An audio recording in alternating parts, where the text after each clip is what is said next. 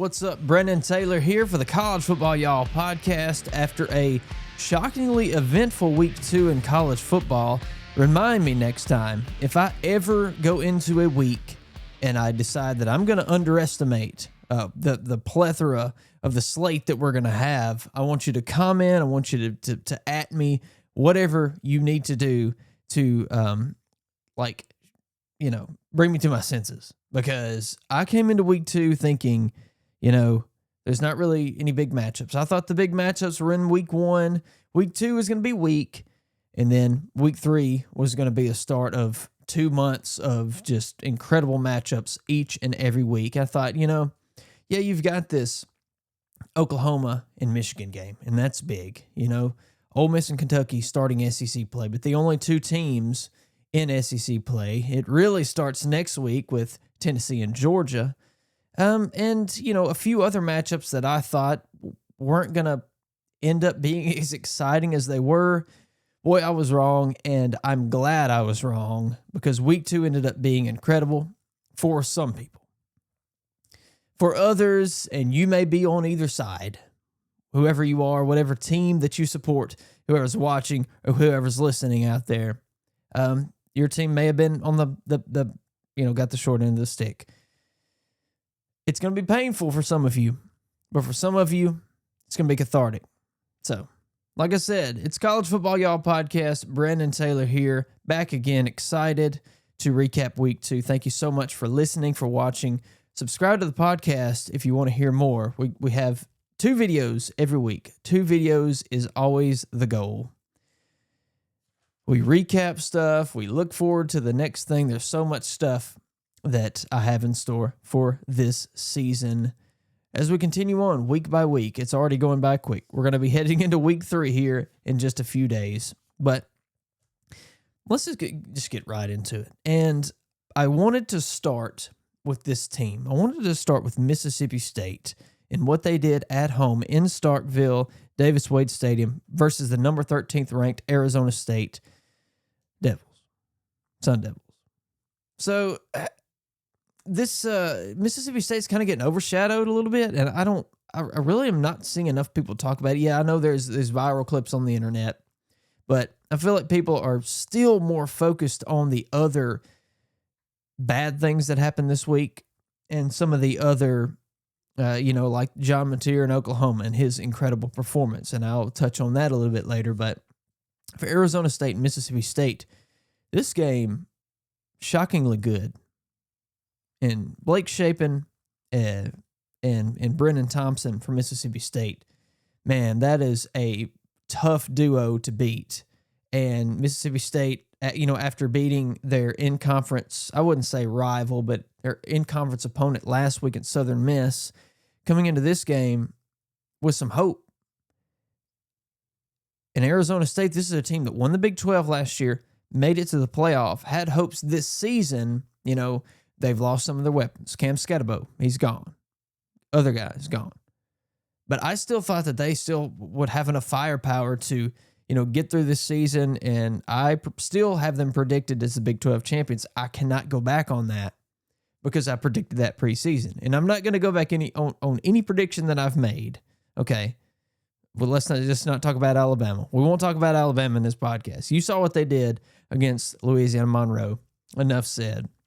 But for Jeff Lebby, inheriting a mess there in Starkville, this has been a very tough few years for this program, for this administration, for that region of Mississippi, for the fans. It's been a tough few years because you have the downfall in the late 2010s. Then you get Mike Leach. Mike Leach comes in, and he's this charismatic, he's one of my favorite coaches of all time. Just because of who he is, he's different, and he was not afraid to be different. And it wasn't an act. That's literally who he was. Mississippi State, maybe takes a risk in hiring him. They have a few years of some success, but, things could have been a little bit better. And unfortunately, he passes away. And that was very tough. And that's a rare thing to happen in college football, in any sport really, for a sitting head coach to pass away like that. Then you've got the interim, and then you've got, you hire your defensive coordinator, and things just don't work out. And the program is in pieces. Then Jeff Lebby takes the job. Coming from Oklahoma, he worked under Lane Kiffin at Ole Miss with Matt Corral, and he's been at Oklahoma before, had all this experience. He decides to take all of this and try to do something with it. And last season, it didn't work out. 2-10, rough. And there are other teams in Mississippi that can relate to that. And I'll explain all that in a minute, because Ole Miss and Southern Miss, fans of all the other schools in the state, they can relate to, these tough times. Also, Kenny Dillingham, head coach for Arizona State, going into this game, talking a little trash, not necessarily about Mississippi State, the school, but the state of Mississippi as a whole.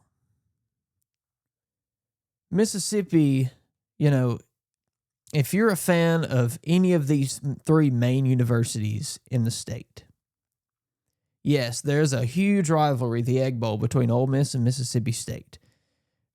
In my opinion, top 3 rivalry of all time. But it's perfectly fine to talk about the other school. That's how rivalries go, right? You can think of the Iron Bowl. You can think of Michigan, Ohio State, and others. It's fine to talk trash about the other school's city, town, the other school's fan base, the other school just in general, okay? But when you are an outsider like Kenny Dillingham in Arizona State,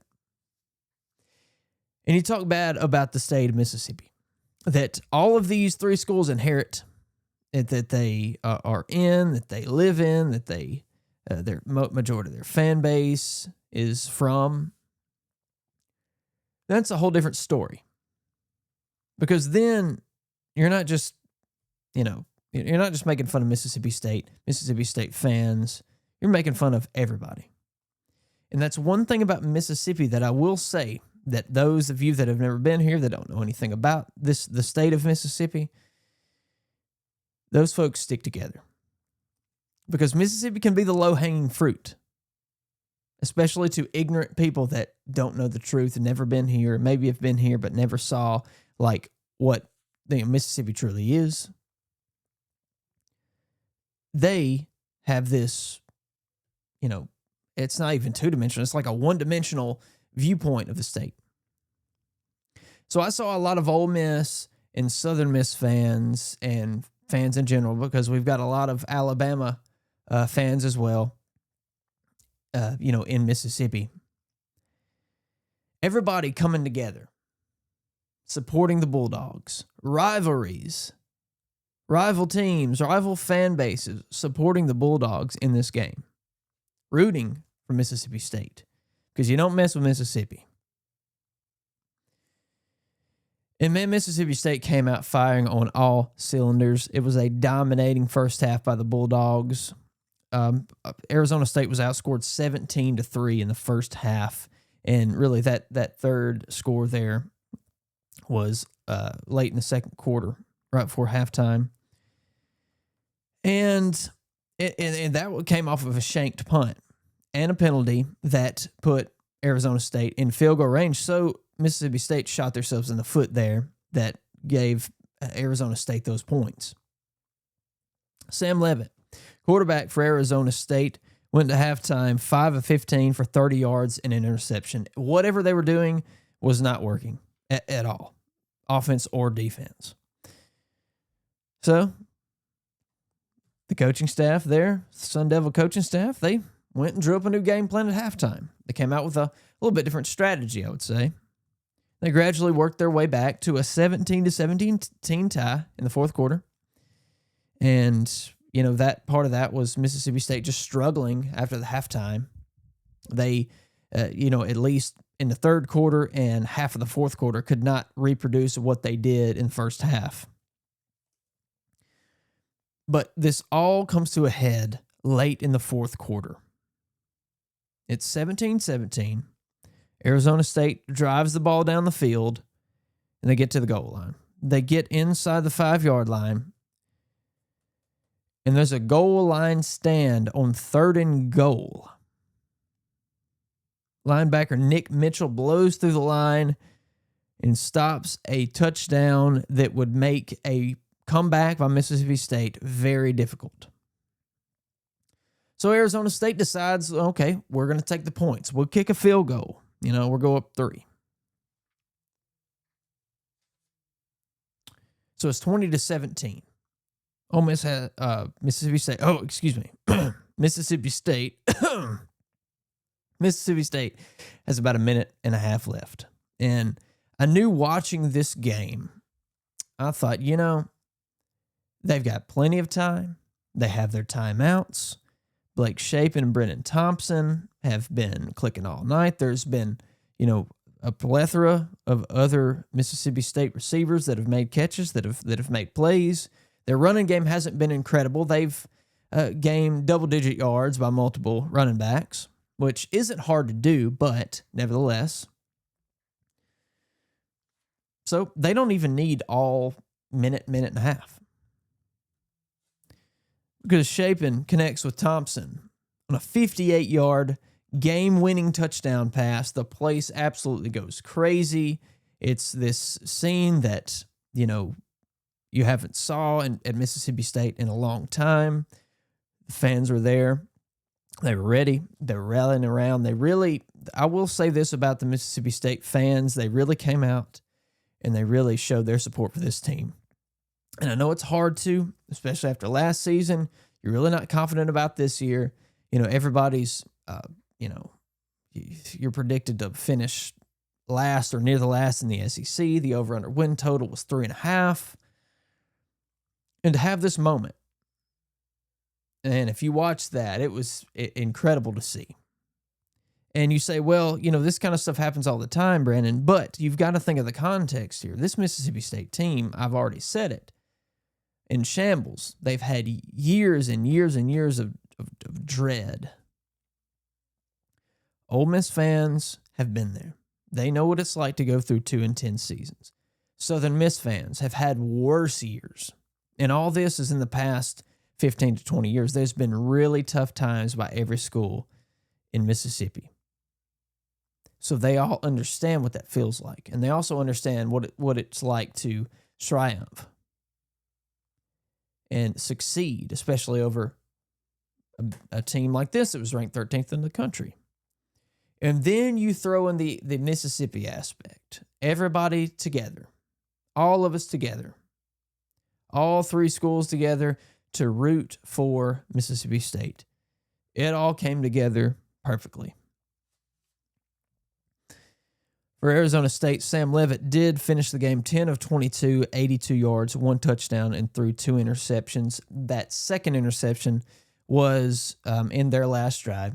They did get the ball back with minimal time left, and he threw a terrible pass. It looks like it may have kind of came off his fingers funny. Mississippi State intercepted it to seal the game. Jordan Tyson, 6 receptions, 68 yards, and 1 touchdown. Not an incredible performance on offense from Arizona State, and that was most of that I just told you was second half stats. But Mississippi State seals it. They win.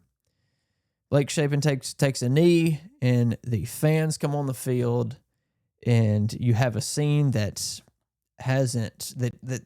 it was the 90s. I did see that. It was the 90s the last time that the field was stormed there at Davis Wade Stadium. So, look, I'm pro field storming. I will always be pro field storming. I don't care what anybody says, anybody's excuse.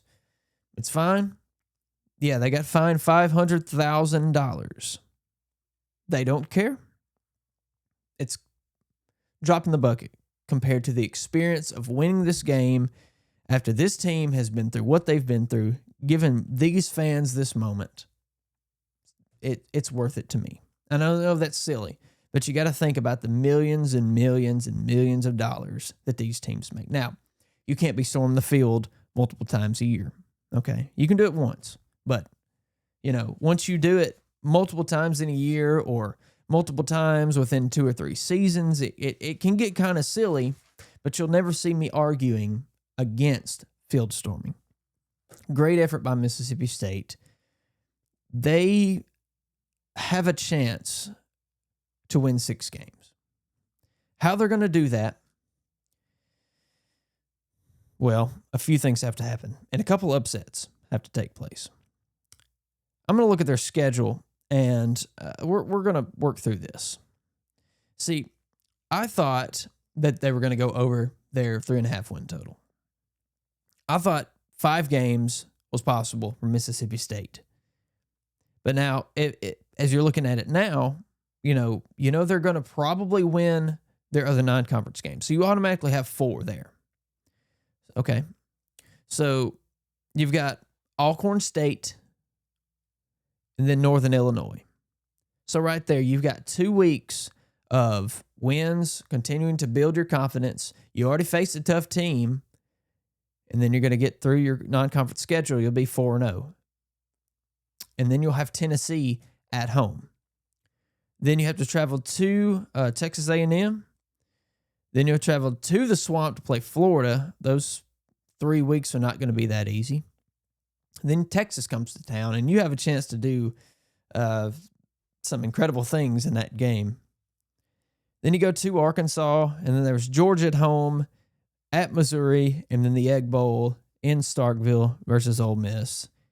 November 28th, the last game of the regular season. It's possible they can win 6 games. They'll have 4 going out of non-conference, and then you have to either beat, you could beat a Florida, man, you could. You could beat a Texas A&M. You could beat an Arkansas. You could win the Egg Bowl. Anything can happen. The worst thing that Ole Miss can go through is to have a good season, be on the verge of the playoff, and then have a Mississippi State team that is 5 wins fighting for a bowl spot, something that was unimaginable a year ago and even going into this season. And if Mississippi State could beat Ole Miss, become bowl eligible, and knock Ole Miss out of the playoff, it's the greatest season that's ever been at Mississippi State, because recency bias is real as in college football fandom. But that's enough about Mississippi State. Congratulations to them. But I want to move on. Oh, man. The Florida Gators are going through something right now that I didn't expect. Maybe I should have expected it.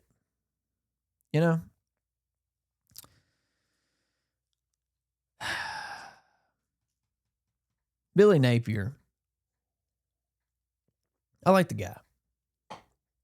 I have nothing against Billy Napier. I've liked to poke fun at him the past few years, especially when, things happen that I feel like he's very responsible for. Stuff that's not just players playing bad or players just, the team not being the best on that particular day. But for other things, I put my faith in Billy Napier last year, and I thought he was going to be fine. And I say this, and I'll keep saying this because I feel like nobody felt the same way. I knew he wasn't getting fired last year. I knew no matter what happened, they were not going to fire. Scott Strickland was not going to fire him. He couldn't afford to himself. And then we get to this year, and I think, okay, DJ Lagway. He had some injury problems. He was a little bit injury prone.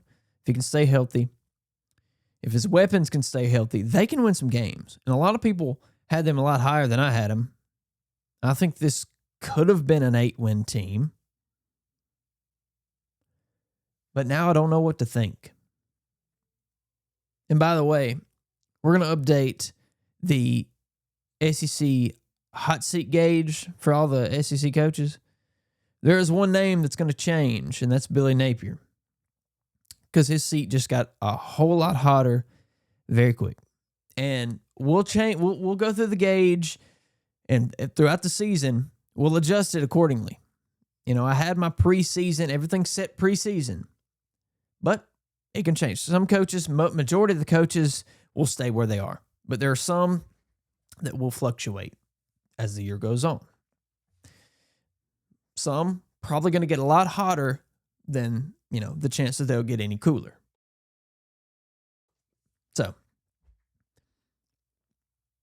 South Florida, the Bulls, they come to the Swamp to play the Gators. This is a South Florida team that beat Boise State, the Mountain West champion last year, the Group of Five resident, if you want to use a word like that, of the college football playoff. South Florida beats them last week. Okay. Top 25 win already. They come into the Swamp and they beat Florida 18-16. DJ Lagway goes 23 of 33, 222 yards, 1 touchdown, 1 interception. Byron Brown for South Florida goes 23 of 36, 263 yards, and 1 touchdown. If you just look at both of those stats, I mean, pretty good stats either way, if you ask me. Because you think, okay, maybe there was some run game established as well. But this game, from Florida's standpoint, was ugly. There was a lot of mistakes.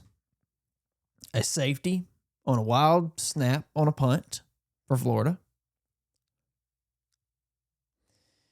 And something that I said cannot happen. And that is undisciplined players. If Billy Napier wants to keep his job, yeah, he's got to win so many games. But he's got to show discipline. He's got to show that he has control of his program, has control of his players. They cannot be making stupid, dumb, mental mistakes. And what did they do in week 2?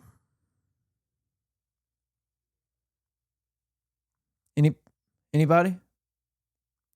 Dumb mental mistakes. Both dumb football mistakes and dumb personal, like, I don't know what you're thinking kind of mistakes. Like back in 2020, the infamous shoe throw against LSU that knocked Florida out of any chance of going to the playoff.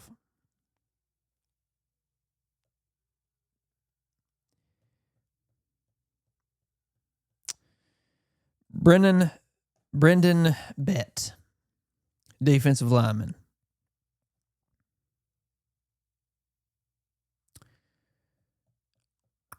Decides he wants to spit on somebody.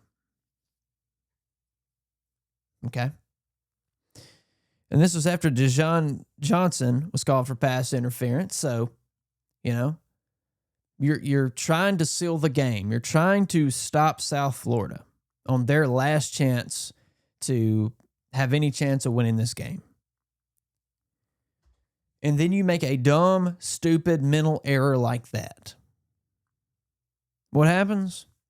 South Florida goes downfield. Literally on the next play after the spitting incident occurred. Long pass. South Florida goes on down the field and they kick the game-winning field goal as time expires. Now, honestly, if you're Billy Napier, you should be pissed off. And Billy Napier, look, he's a good guy. I know he's a good guy, and I have nothing against him personally. He does not get fired up enough about this. He should be pissed off. Now, he said in his press conference, he said, this team's just not that good. He said, we're not there yet. Okay, week 2, going into week 3, stuff is getting real here, Billy. You still have an undisciplined team. You still have players making dumb mental mistakes. Insert comment about Georgia players and their speeding issues and their reckless driving issues. Yeah, that is a whole different story. At least Kirby Smart's winning. At the same time, what I just said is part of the problem. As long as they're winning ball games, none of that matters, right? No, I think that's wrong too. But we're not talking about Kirby Smart, and we're not talking about Georgia and their notorious vehicular issues. We're talking about a Florida team that just cannot, like, they're outlaw. They played terrible, and they allowed, like, South Florida to get into their head, which is exactly what South Florida wanted, and look what happened. Florida has a hell of a schedule this season. First of all, they played Long Island in week 1 and won 55-0. That means absolutely nothing. You lose at home to South Florida. By the way, South Florida, Black Horse, Dark Horse, Fringe, whatever you want to call them. We got to be thinking about South Florida here. We'll see. I don't want to put my money on them at this point, but look out for them. We remember they almost beat a Nick Saban coached Alabama team just a short while ago. Florida has to travel to the true Death Valley next week. This week, actually. They got to play LSU. And LSU is somehow only a 9.5-point favorite currently. Then they have to go and they had at Miami Gardens, they play Miami. Then they're back at home versus Arch Manning in Texas, before they have to travel to College Station, play the Aggies. And then they get Mississippi State, who just beat what we all perceive to be a good Arizona State team. And then you got the cocktail party. Then you've got Kentucky in Lexington. And then you got to travel to Oxford to play the Ole Miss Rebels, who could be hot at that point of the season. I don't know. Back at home the next week versus Tennessee. Not going to be a cakewalk. And then in the last week of the season, at home, you got Florida State. The Seminoles coming to town. The Seminoles who whooped Alabama last week. Billy Napier's seat has moved from moderately warm to on fire. I wish I had the graphic up to show that here on the video. It's where he should have been anyway. I was still giving him the benefit of the doubt, and I've been giving him the benefit of the doubt, but I cannot any longer. Napier, he's going to be fired this year. Whether that happens at the end of the season or that happens in the middle of the season, it's going to happen. This cannot go on any longer. I don't care what I think his buyout. I think I read it earlier. It's like around $20 million. It's no problem for the Gators. It's no problem for the boosters.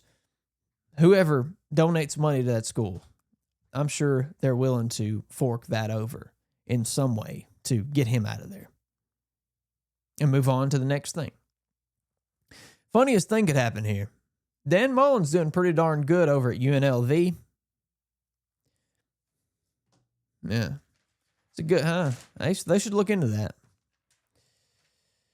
But moving on from Florida and that disaster, that train wreck, I want to talk about this Ole Miss-Kentucky game. You know, Kentucky and Ole Miss have had a history in the past few years. As I take a sip of water. Ole Miss and Kentucky. Their games of the past few seasons have been within, a touchdown, within just a few points. Ole Miss came into this game last season, as we all probably know. Kentucky comes to Oxford. Ole Miss was coming off of 4 cupcakes. And this is a season. You've got Jackson Dart, you've got Walter Nolan, you've got all these players, this plethora of NFL caliber talent on this football team on both sides of the ball. Kentucky comes into town. Ole Miss isn't ready. They didn't play like they were ready. Mark Stoops outcoached Lane Kiffin and his coaching staff. Kentucky steals the win in Oxford, and really that ended up being the outlier. That game right there was what knocked Ole Miss out of the playoff. Yeah, because they lost at LSU in literally the last play in overtime. And then Jackson Dart had a, pretty bad performance, and other players just they wasn't on the same page when they went to the Swamp later in the year. But this game last year was what kept Ole Miss out of the playoff. Because you could have won this game, you could have lost those other two games, and they would have been, just fine. So a little bit of that animosity, even though you've got a lot of roster turnover, you've got a new quarterback in Austin Simmons. He was there last year, though, by the way. So he knows. He knows what that felt like.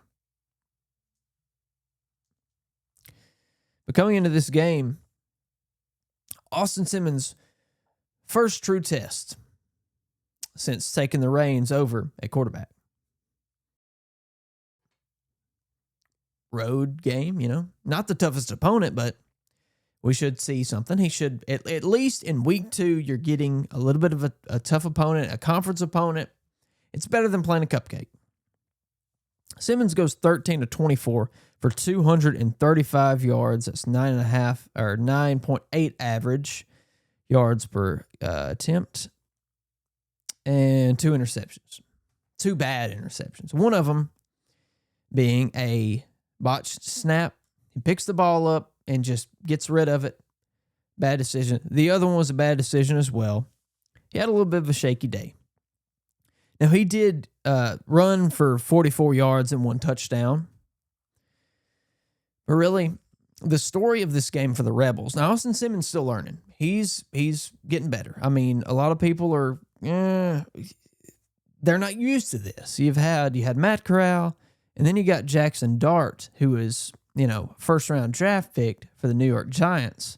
And I don't think Ole Miss fans were ready for a step back at quarterback.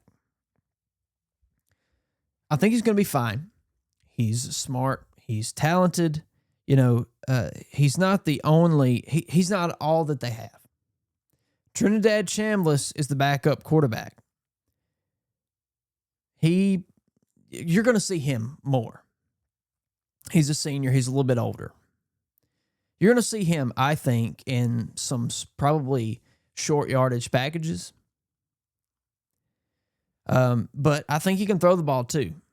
I'll be excited to see how they do that. Not that there's any kind of quarterback battle, and not that they're going to really do any kind of 2 quarterback system, but I just think Trinidad Chambliss is going to be included maybe a little bit more in the offense, maybe in some kind of wildcat formation or, something like that. But the story for Ole Miss is Kewan Lacey.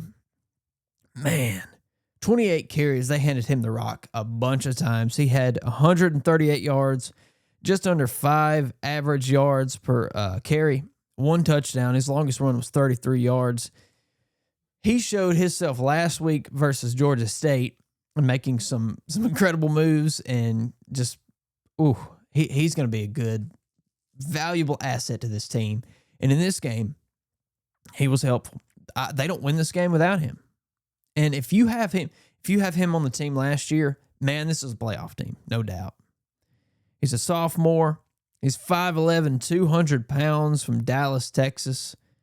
So far this season, just in these 2 games, he's had 44 carries for 246 yards and 4 touchdowns.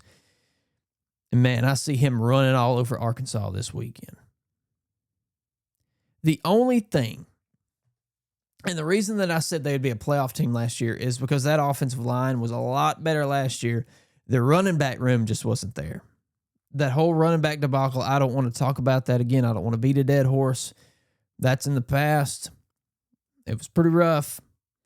You have him on last year's team. They are unstoppable. So if he can get around this weak, young offensive line, given that this offensive line doesn't improve from week to week, I think he's still going to be. You've got to have somebody like him that can bounce off tacklers, that can find his way around, that can find the hole, find the gaps. You've got to have somebody like that. And a bigger, not one of these 5'10", 175-pound running backs. Now you got a 5'11", just might as well say 6 foot, 200 pounds, especially if he's probably not going to put any weight on. But let's just say, in the offseason, he puts on a little bit of weight, gets about around 210.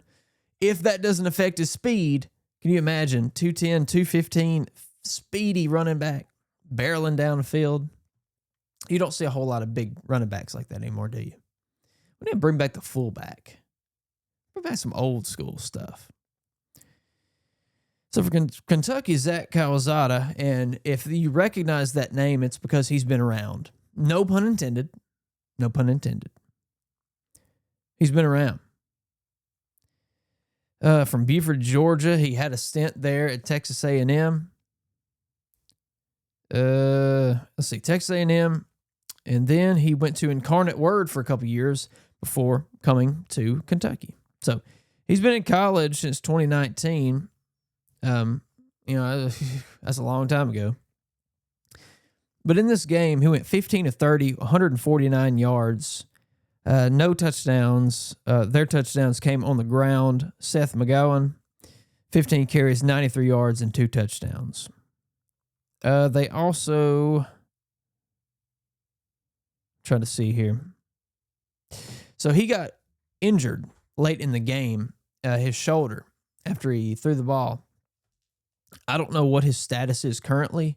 I hate that for him. I'm starting to see if I have any kind of update. I don't think I do. Maybe he's fine. I know he didn't finish the game. It looked like he may have had a little bit of a shoulder issue, and I've seen several shoulder injuries or possible shoulder injuries already this season. That's kind of concerning to me, but what was the story of this game? It started slow for Ole Miss, but as I was watching this, Kentucky got up to a 10-0 start. But I wasn't worried for Ole Miss, even though they got behind early. I thought they were in business. They didn't let it bother them. They scored 17 points in the second half going into the halftime. So great start, at least to finish the half. I think I would rather go into halftime with confidence rather than, getting all your points early in the first quarter and then going into halftime empty. I would prefer to go in with some confidence because they came out in the third quarter, scored 10, and scored a field goal in the fourth to make it 30-23. Boy, let's talk about this. Let's talk about the spread here. I had it locked at Ole Miss 9.5. Regardless if it was 7.5 or 9.5, it wouldn't have mattered. 8.5, it wouldn't have mattered. Whatever it was locked in at, wouldn't matter because it was somewhere between 7.5 to 9.5. Kentucky's going down the field on that final drive. Ole Miss has already scored. They're up 30-20. 10 points. Covering the spread. Kentucky's going down the field. They have no timeouts. Clock's running. Lane Kiffin calls a timeout. And Stoops is sitting over there on the sidelines. Let's kick the field goal. And then we'll try to do an onside kick, and then we'll go from there. They kick the field goal, go up 30-23. Ole Miss isn't covering the spread anymore. That's how the game ends. Lane Kiffin apologized for that right after the game, which is interesting. He said, sorry for everybody betting. Okay. Now, first of all, apology not accepted, Lane. See, he does stuff like that. Bothers the crap out of me. Look, Lane, if you don't call the timeout, just let it run out. They're going to try to score. I don't think they're going to rush the field goal unit out there. I think they're going to try to get the touchdown. But, okay, since they're going to call a timeout, since they're going to stop the clock for us, we might as well kick it. And that's what happened there. Nevertheless, Ole Miss gets the revenge over this Kentucky team. And maybe that builds some confidence as they're going into this week where they have Arkansas at home. Now, you think this Kentucky game's been weird the past few years? The Arkansas game has been weird for decades. Going back to the early 2000s, the 7-overtime game in Oxford back in 2001, where Arkansas ended up winning the game. Eli Manning at quarterback there for Ole Miss. Oh, man. Speaking of that, moment of silence for the true overtime. The old school overtime. Where every so often we would have a 7-overtime thriller once every few years. Stand up. Moment of silence.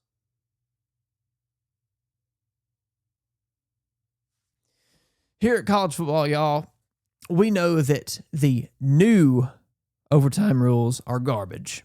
Go back to the old system. If it's not broke, don't fix it. Now, Kentucky's in Stoops. It's not happening. Talking about another coach that could be out of a job at the end of the season. I think Kentucky fans are fed up with it. If they win this game, there's a little bit of confidence, but especially if Calzada ends up being hurt, if that lingers on into the season, it's going to be a tough couple months for the Wildcats. For Ole Miss, the jury's still out, and they're deliberating. What can Austin Simmons do? He's going to make more bad decisions. He's going to throw more interceptions. That's just going to happen. He's a young quarterback in the SEC. But I want to go from there and see if there's really any other, SEC games other than the Oklahoma game that I want to talk about. You had LSU beating Louisiana Tech 23-7. That's kind of interesting. Georgia getting it done versus Austin Peay 28-6. That game had a weird weather delay. Those games are weird. Texas and Arch Manning beating San Jose State 38-7. Is that a developing story with the possible Arch Manning shoulder injury? I don't know. But it appeared to be that, to me at least, that Arch Manning could have possibly been in some pain throwing the ball. I don't know. Steve Sarkisian just completely blew that off. Could be something to watch for in the next few weeks. South Carolina gets the win over South Carolina State 38-10. We've talked about those. Texas A&M beats Utah State 44-22. Alabama whoops Louisiana Monroe 73-0. And let's see, Missouri and Kansas. Missouri wins 41-31. Vanderbilt beats Virginia Tech. Look at Vandy. Watch out for the Commodores. 44-20 over Virginia Tech. Let's talk about this Michigan-Oklahoma game. This would be the biggest game of the week because you've got number 15, number 18. Oh, man. John Mateer. 21-34, 270 yards, 1 touchdown. He did throw an interception. Rushing, though, this kid, on 19 carries, 74 yards, 2 touchdowns on the ground. He had a 19-yard rush, was his longest one. Man, John Mateer, there's a lot of season to go. And Oklahoma has, not as tough of a schedule as like a Florida, for example, or an LSU, or an Ole Miss. But, man, John Mateer he's a playmaker. And if you compare him to Bryce Underwood on the other side, Bryce Underwood didn't have that great of a day. 9 of 24, 142 yards, no touchdowns. Their success was on the ground with Justice Haynes, 19 carries, 125 yards, and a touchdown. Not really much doing through the air really for either of these teams, but especially for Michigan. Like I said, Napier had 270 yards through the air. You were just dealing with a pretty good Michigan defense. John Napier is, people have talked about him being possible Heisman contender. I didn't buy into that. I'm not ruling that out. But, as you look at the quarterbacks that have all been considered since the preseason of possible, who's the best quarterback in the SEC, who is, Heisman contender. Obviously, there was Arch Manning, who's way overhyped. He didn't deserve that.